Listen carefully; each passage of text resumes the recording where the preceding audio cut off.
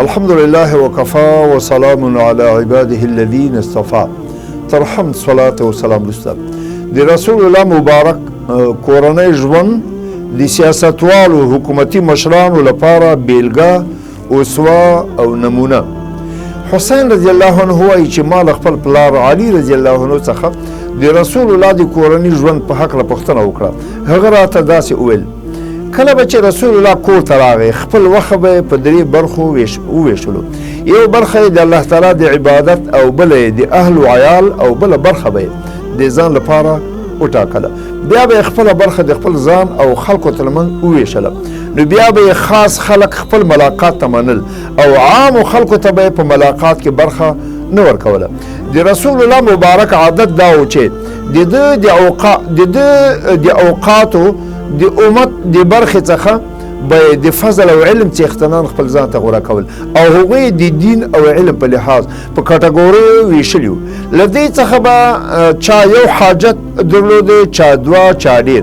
نو له هغوی سره به مشغول او دوی به په هغو کارونو بوخت کول چې دوی او مسلمانانو ته به پې ګټه رسېدله.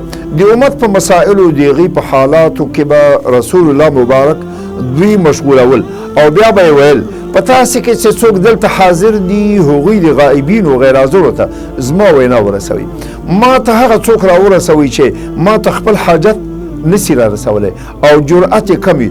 دا ځکه چې بېشکه شان دا ده چې څوک چارواکو ته د هغه چا فریاد او ضرورت ورسوي چې خپله یې د رسولو توان ونه لري. الله تعالی به د قیامت په ورځ قدمونه ثابت کاندي.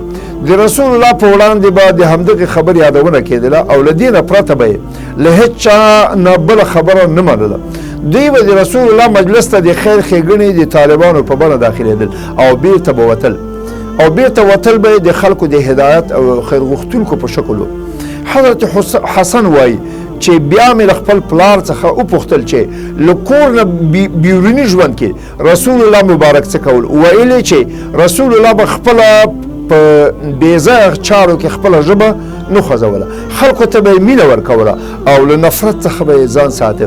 د هر قوم د عزتمندو خلکو به یې قدر او ویاړ کاوه او عزتمند او شریف خلک به یې د ولسونو مشران ټاکل او له دې څخه به یې ځان ساته چې چاته خپله ټنډه تر وکړي.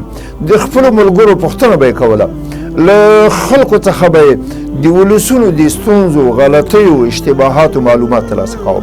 د ښو چارو به یې ستاینه کوله او د بدو چارو قباحت او ناولتیا به یې بیانوله او د نارواو د مخنیوي لپاره به یې تصمیم نیو. په خپلو ټولو چارو کې معتدل او برابر و. له اعتدال څخه یې انحراف نه کاوه او نه به یې د خلکو د غفلت او ستړیا له ویرې له اعتدال څخه غفلت کاوه. ځینې عبادات او کارونه به یې د خلکو په منځ کې نه ترسره کول.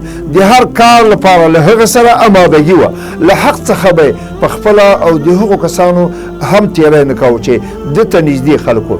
د ده په وړاندې هغه چا فضیلت او بهتري درلوده چې د عامو خلکو خیرخوا به او هغه چا به د ده په وړاندې مرتبه او مقام درلود چې هغه به د خلکو غمخور او ملاتړی و. د رسول الله مبارک ناسته ولاړه به د الله تعالی په ذکر وه. کله به چې د خلکو مجلس ته راورسېده په هغه ځای کې به کېناستلو چې د ناستو خلکو لیکه به ورته رسېدلې وه. یعنې د رسول الله لپاره د ځای ناستې خاص ځای نه و او په همدې به یې خلکو ته امر کوو. ناستو خلکو هر یو ته به یې کتل. هېڅ چا دا ګمان نه کوو چې په ناستو وګړو کې کوم یو تن ته ترجیح ورکوي او یوازې د هغه حاجت پوره کوي. رسول الله به د یو چا په ناسته ولاړه تر هغه صبر کاوه تر څو به چې هغه به ستون سوی نه و او چا به چې ورڅخه د خپل حاجت د پوره کولو غوښتنه وکړه هغه به یې ورته بیا پوره کړ او یا به یې په ډېرې ښې وینا سره ځواب کړ او ټولو خلکو ته د ده نیکو اخلاقو پراختیا درلوده. خلکو ته د مشفق او مهربان پلار په څېر ټولې پر وړاندې برابر و. د رسول الله ناسته پاسته د علم، حیا، صبر او امانت ناسته وه چې هلته به وقار و. خلکو به په ډېر ادب سره خبرې اترې کولې او هلته به اوازونه نه اوچتېدل او نه به هلته د چا عزت ته په خو لاندې کېدل او نه چا څخه غیر ارادي اشتباهات او لغزشونه سرته رسېدل.